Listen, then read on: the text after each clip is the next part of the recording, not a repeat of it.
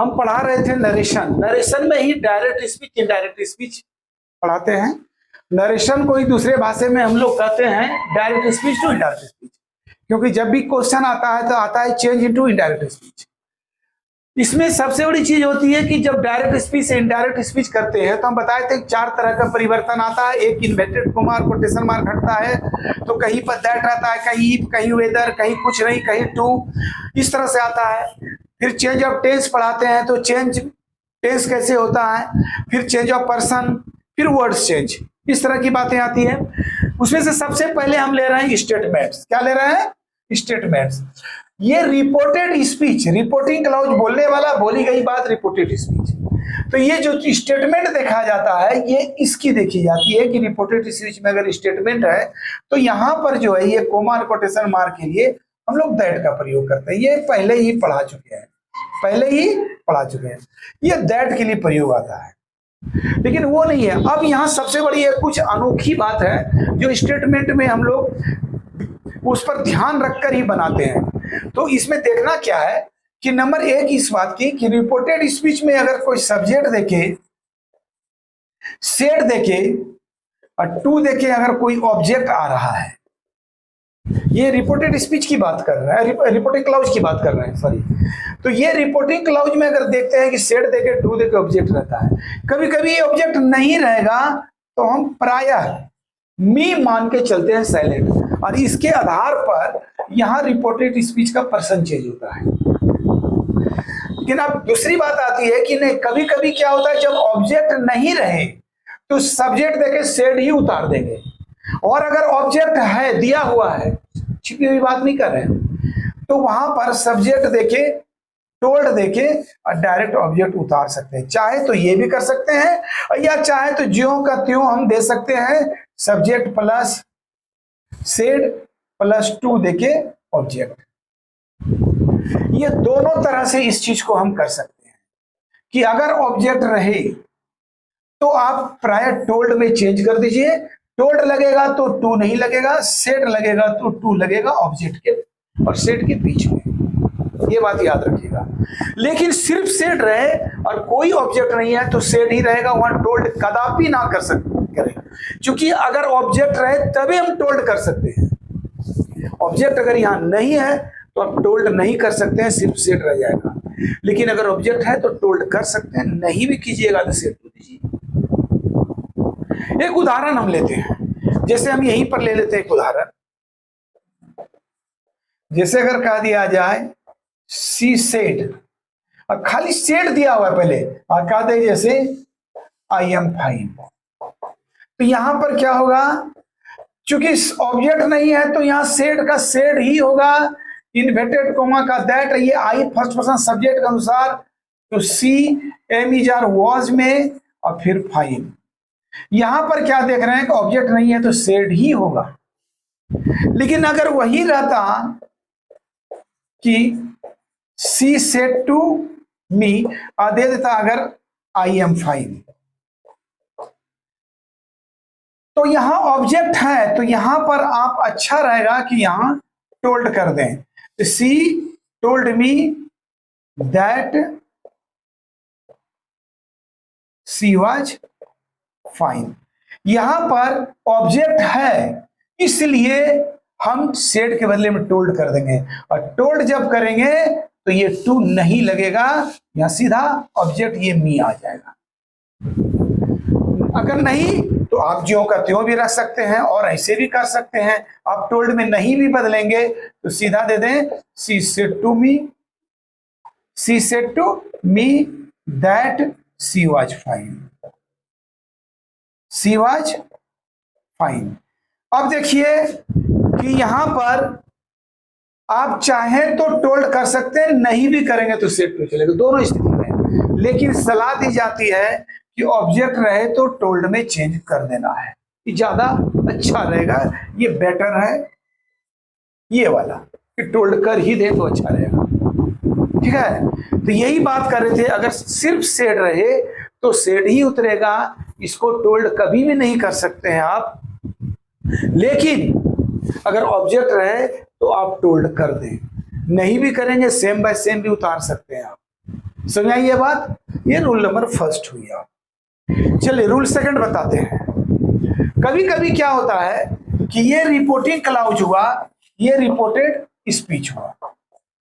कभी कभी यहां सब्जेक्ट दिया रहेगा, सेट दिया रहेगा, लेकिन यहां जब ये कोमा देके कोटेशन मारे तो ये ऑब्जेक्ट यहां न रख के यहां देगा कोमा, या सेंटेंस के लास्ट में देगा उसके पहले कोमा। तो याद रखिएगा इस बात को कि यहां जो सेट के बाद यहां ऑब्जेक्ट लगना चाहिए, वो ऑब्जेक्ट यहां नहीं रह के यहां दिया रहेगा, या सेंटेंस के शुरू में या सेंटेंस के लास्ट में।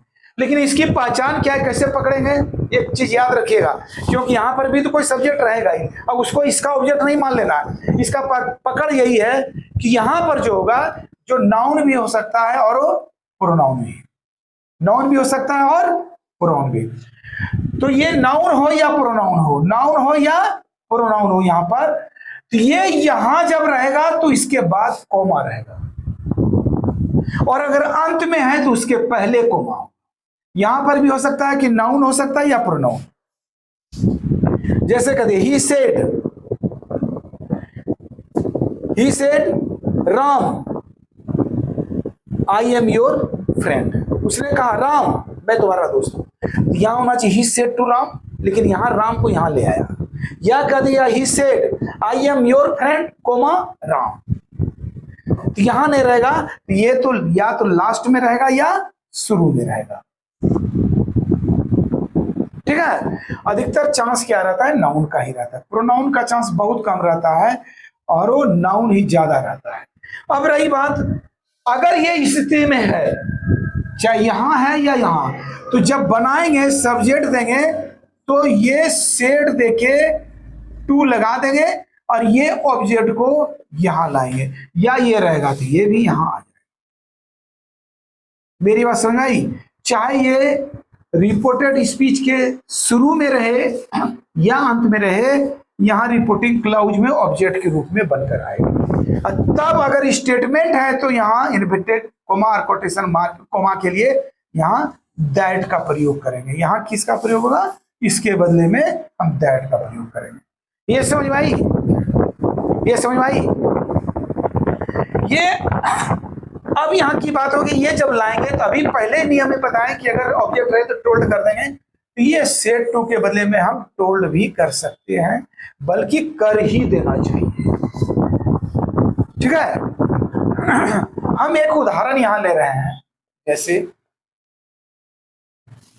ही सेड, कह दिया जैसे Ram I am going to school. उसने कहा राम मैं स्कूल जा रहा हूं। देखिए राम यहां दिया है, कोमा आया है, यानी ये रिपोर्टिंग क्लाउज का ऑब्जेक्ट यहां चलाया है। इसको जब लाएंगे तो क्या हो जाएगा, ही सेड टू राम। उसके बाद तब यहां आएगा that, I first person subject के अनुसार, तो ही एम गोइंग का वॉज गोइंग क्या हो जाएगा, वॉज गोइंग टू स्कूल। ठीक है। अब ये सेड टू के बदले में आप टोल्ड भी डाल सकते हैं क्योंकि ऑब्जेक्ट है। और ज्यादा अच्छा रहेगा कि यहां हम टोल्ड ही डाल दें, तो he told Ram that he was going to school. ये समझ में आई? इसमें कोई दिक्कत नहीं होनी चाहिए। हम बता दें कि यहां पर ऑब्जेक्ट ये रिपोर्टिंग क्लाउज का यहां न रह के रिपोर्टेड स्पीच की शुरुआत में रहेगा या अंत में रहेगा। ये शुरुआत में दिए हैं तो इसको हम लेकर आए हैं रिपोर्टिंग क्लाउज के ऑब्जेक्ट के रूप में, और तब इन्वर्टेड कोमा या कोटेशन मार्क के लिए हम दैट लगा के फिर पर्सन और टेंस चेंज किए हैं, जो करते हैं। क्योंकि रिपोर्टिंग क्लाउज पास्ट टेंस में, इसलिए रिपोर्टेड स्पीच का टेंस चेंज होगा, पर्सन चेंज होगा। और वही रहता जैसे अगर रहता अंत में सी सेड, दे दिया जैसे I am fine Sita, Sita को संबोधित किया, सीता के पहले कोमा है, मैं कुशल हूं सीता, तो यहां क्या हो जाएगा, सी सेड टू सीता या सी टोल्ड सीता, ज्यादा अच्छा रहेगा टोल्ड दें, told Sita that I first में सब्जेक्ट के अनुसार सी वॉज फाइन। ये समझ में आई, ये चाहे कोमा है देखो अंत में, और तो ये शुरू में रहे या अंत में रहे, ये रिपोर्टिंग क्लाउज में ऑब्जेक्ट के तरफ बनकर आता है, वो ऑब्जेक्ट में लाके डालता हो गई, ये समझ में आई। लेकिन ये पकड़ना क्या है कि अंत में ये कोमा रहेगा या शुरू में ये कोमा रहेगा। चलिए तीसरी बात, अब हम तीसरी बात करते हैं। ये जो रिपोर्टिंग क्लाउज होता है, ये रिपोर्टेड स्पीच है। कभी कभी ऐसा आएगा ये उल्टा पुल्टा दिया रहेगा, यानी रिपोर्टेड स्पीच पहले दिया रहेगा, रिपोर्टिंग क्लाउज बाद में दिया रहेगा। लेकिन जब इनडायरेक्ट स्पीच करेंगे तो फिर सीधा करना है। जैसे अगर कह दिया जाए कि दे दिया जाए सी टुक टी, फिर दिए, और जैसे ही सेड, उसने कहा कि उसने चाय ली, या उसने चाय ली उसने कहा। लेकिन ये देखो, ये रिपोर्टिंग क्लाउज यहां है और रिपोर्टेड स्पीच यहां है, ये देखो उल्टा हो गया है। लेकिन आपको जब इनडायरेक्ट स्पीच बनानी है तो फिर सीधा करना होगा, रिपोर्टिंग क्लाउज को ही पहले देना होगा, इसको ही, यानी ही सेड। क्योंकि कोई चांस नहीं सेड ही देना होगा, यहां टोल्ड नहीं होगा, क्योंकि ऑब्जेक्ट नहीं है, आपका ऑब्जेक्ट नहीं है। और लगाएंगे ये स्टेटमेंट है सर, सी टू टी स्टेटमेंट है, इसलिए दैट लगा। अब देंगे क्या, she third person no change, तो सी का सी हो जाएगा टुक, V2 है, हेड देके verb 3 taken, head taken, head taken T. समझ आई, आपको ये सीधा करना पड़ा, ये पहले देना पड़ा, इन ये कोमा कोटेशन मार्क के लिए दैट, और फिर ये रिपोर्टेड स्पीच को टेंस पर्सन चेंज करते हुए, यहाँ की इत्तेफाक है पर्सन चेंज नहीं हुआ है, टेंस चेंज हो रहा है करते हुए। और चौथी बात इसमें भी ये जान लीजिए कि कभी कभी ये चेंज भी रहेगा और ऑब्जेक्ट भी उलट पुलट रहेगा। जैसे यहाँ पहले जो है रिपोर्टेड स्पीच रहा और यहाँ रिपोर्टिंग क्लाउज रहा, ये घेरा हुआ रहेगा कोमा, इसमें इसका ऑब्जेक्ट भी इसमें रहेगा, तो फिर दोनों को चेंज करना, ऑब्जेक्ट को भी अपनी जगह पर लाना है और रिपोर्टिंग क्लाउज को पहले लाना है, रिपोर्टिंग बाद में लाना है। जैसे कह दिया जाए कि दिया जाए you are my friend, comma देखे मोहन, बंद किए, और तब होगा जैसे ही सेड, ही सेड। अब देखिए यहां पर कोमा है, यानी कि ऑब्जेक्टिव उसका लेके चले आए हैं, ये रिपोर्टेड स्पीच पहले है, रिपोर्टिंग क्लाउज बाद में है। अगर इसको हम चेंज करते हैं, इसको अगर हम चेंज करते हैं तो चेंज हम ऊपर लेके जाते हैं, तो क्या हो जाएगा, ही सेड टू मोहन या he told Mohan, he told Mohan. क्योंकि ऑब्जेक्ट है आपके पास, इसलिए सेड को टोल्ड में चेंज करनी है। आप चाहे तो ही सेड टू मोहन भी दे सकते थे, लेकिन टोल्ड करना ज्यादा अच्छा होता है। जब ऑब्जेक्ट आपको ऑलरेडी तुम्हारे पास है तो टोल्ड कर देना चाहिए स्टेटमेंट में, और स्टेटमेंट में है। अब जो है दैट लगेगा, क्या लगेगा, दैट, ये कोमा और कोटेशन मार्क। अब होगा यू, सेकंड पर्सन ऑब्जेक्ट के अनुसार, ऑब्जेक्ट क्या है, मोहन, मोहन के लिए क्या होगा, ही। और माई फ्रेंड है तो he, am is are, was were में चेंज हो जाएगा, ही वाज बता रहे हैं। अब माई फर्स्ट पर्सन सब्जेक्ट के अनुसार है, ही के अनुसार हिज, हिज फ्रेंड। अब देखिए सर, ये यूनिवर्सल ट्रूथ भी मान सकते हैं, तुम मेरे दोस्त हो, कल भी दोस्त थे आज भी दोस्त हो, कभी कभी होता है दोस्त नहीं भी रहता, पहले दोस्त था अभी नहीं है, इसलिए दोनों कंफ्यूज कर जाता है। आप इसको यूनिवर्सल ट्रूथ माने या ना भी माने, क्योंकि होता है तुम मेरे दोस्त हो, पहले जमाने में दोस्त होता है, दोस्ती टूट सकती है, इसलिए टेंस चेंज भी करोगे। और अगर जैसे कल भी दोस्त है और आज भी दोस्त हो तो उसको टेंस चेंज नहीं करना है, लेकिन यहाँ पर टेंस चेंज कर देना है। और रिलेशन जब होता है तो वो बदलता नहीं, जैसे यू आर माई ब्रदर, तो ब्रदर ही ब्रदर रहेगा, वो ब्रदर कभी भी ग्रैंडफादर नहीं बन सकता है, तो वो यूनिवर्सल ट्रूथ रहेगा, तो वहाँ टेंस कभी भी चेंज नहीं करना है, लेकिन यहाँ चेंज हो सकता है। इस प्रकार से ये डबल चेंजिंग रहेगा, डबल उलट पुलट रहेगा, इसको भी सीधा करना है। याद रहे कि ऑब्जेक्ट रहने के बाद टूल्ड ही करेंगे स्टेटमेंट में। अब एक लास्ट और बात आती है, पांचवी बात, यहां पर सेड नहीं रहेगा।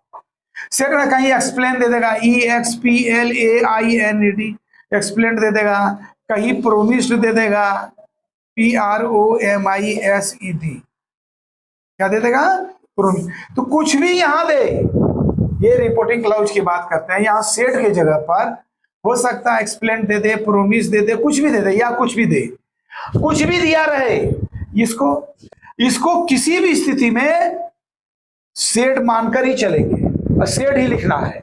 लिखना क्या है, सेड ही। अगर ये एक्सप्लेन भी रहेगा, प्रोमिस्ड रहेगा, एडवाइस रहेगा, कुछ भी रहेगा, तो यहां हम सेड मान के ही चलेंगे। क्या चलेंगे, सेड मान के। अब वो भी देखना है कि अगर ऑब्जेक्ट है चाहे यहां रहे उधर रहे लाएंगे तो यहां टोल्ड कर देंगे। स्टेटमेंट की बात कर रहा हूं, ठीक है। इस जगह याद रखिएगा, कुछ भी रहे इसको सेड लेके ही चलेंगे, सेड में लिखेंगे। अगर ऑब्जेक्ट नहीं है तो सेड लिखना ही पड़ेगा, और ऑब्जेक्ट है तो आप पर निर्भर करता है कि उसको टोल्ड करें या सेड टू रहने दें, ठीक है। इस तरह से ये जो है, ये हमारी पांचवी बात थी। ये पांचों बात पर ध्यान रख के स्टेटमेंट बनाना है, और इसमें से कुछ ऐसे नियम है जो कि क्वेश्चन में भी लागू होगा, कमांड में भी लागू होगा, जो आगे चलकर एक एक सेंटेंस में जब जाएंगे। अभी स्टेटमेंट पढ़ाएंगे, स्टेटमेंट का ही पूरा इनडायरेक्ट स्पीच पढ़ाएंगे, पूरा स्टेटमेंट का इनडायरेक्ट स्पीच चेंज करने का बताएंगे, ठीक है ना। फिर क्वेश्चन में चलेंगे तो क्वेश्चन में भी दो तरह का है, helping verb question, WH question, फिर उसको पढ़ाएंगे। अब रही बात, अगर समझ में आती है तो कमेंट करना, अच्छी बात। Thank you.